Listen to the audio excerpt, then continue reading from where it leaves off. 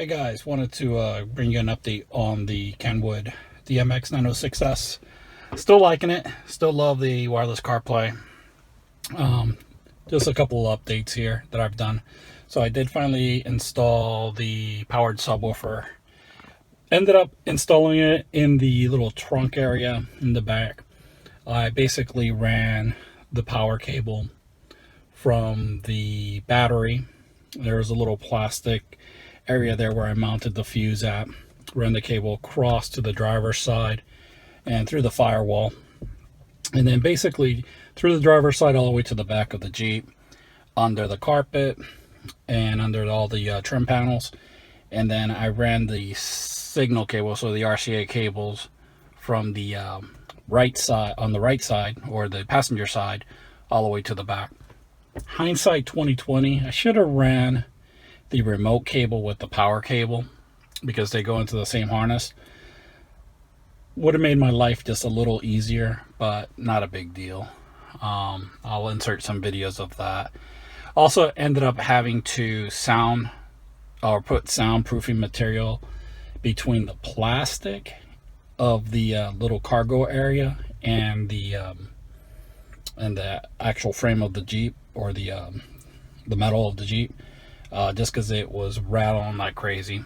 But the sound dampening material really helped fix that. The other thing is, I'm a little worried it being confined in there that it might get too hot. Time will tell, I guess. I know I've seen another video where they installed a hideaway,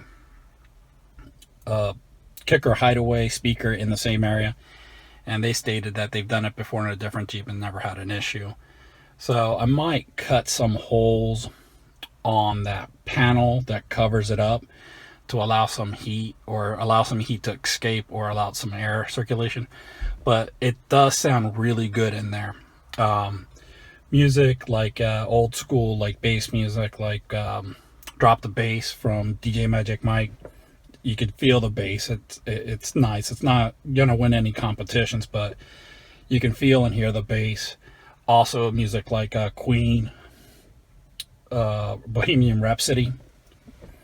It sounds really well as well. So, update on the radio. There's a couple questions that I need to address that were asked on the other comments. First one is, does it take a long time to bring up the reverse camera when you turn on the car? Because it seems like you would have to boot it up all the way before the signal kicks in. And the answer is no. The KENWOOD, I guess, on the boot up process, will check to see if you're in reverse. So it's actually pretty quick. I'm going to demonstrate that right now. I'm going to put it in reverse. And as you can see, I'm already in the camera. So it's pretty quick.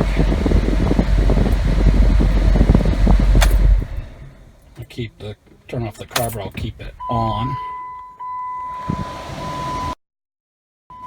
Turn off the AC. Here we go.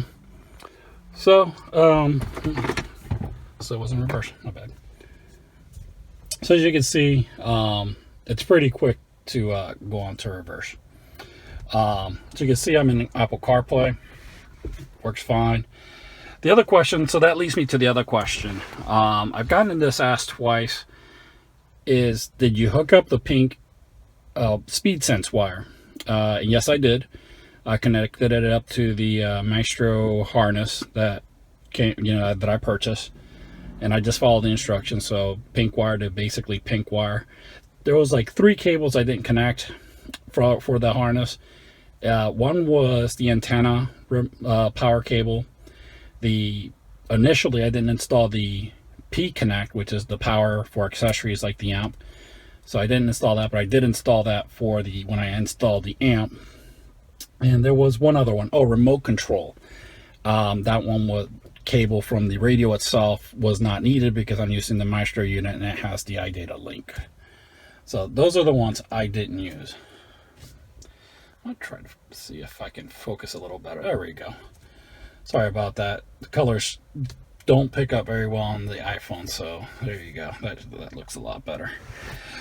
So the question in regards to the to the speed cable is, I guess some shop told person that you can't have the, I guess the gauges with or CarPlay. I seem to have both, and for example, I'm going to click to the home screen. I can it shows me the information for the car. Go to gauges here. Well, everything's kind of down, but it gives me the temperature, which some of these I'll give it this. Some of the stuff is seems accurate and some of it don't, and I don't know why. This might be because of that issue that the guy was saying. I'm not really sure, but for example, it's showing 208 miles here. Try to focus on that a little better. There we go. So here the gauge says 208 miles, where this gauge says 100 miles, and when I fill it up, it says like I have 600 miles, and as you can see, where the fuel gauge is at is not even close to where my actual car is. So I don't know if that's a calibration issue, and I don't know how to calibrate that or fix that, but everything else seems to be fine. Like, temperatures, I guess I'm not really sure how to check on that, like the intake temperature, but they seem reasonable, right? Some of this other stuff like braking, miles per hour, seems to read correctly. That doesn't seem to have a problem.